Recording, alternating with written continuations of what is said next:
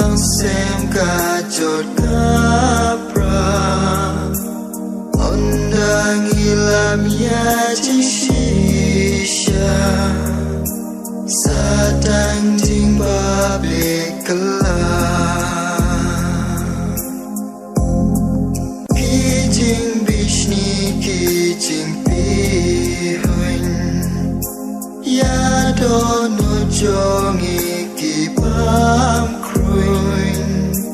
tang biang yala deshime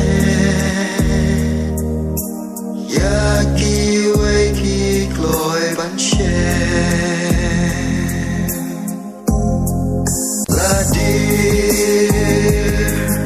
ladir kapor ban babilong leno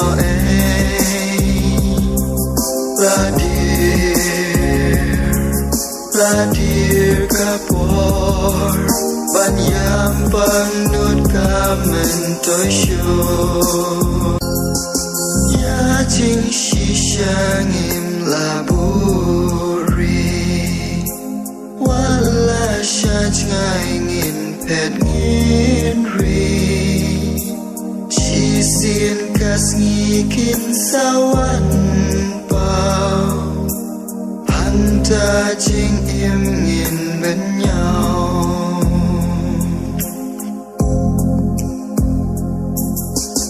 ken mau holoka ne kawe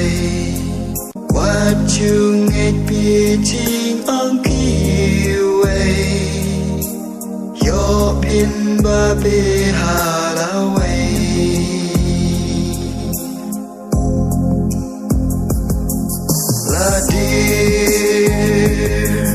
ladir kapor ban babilong leo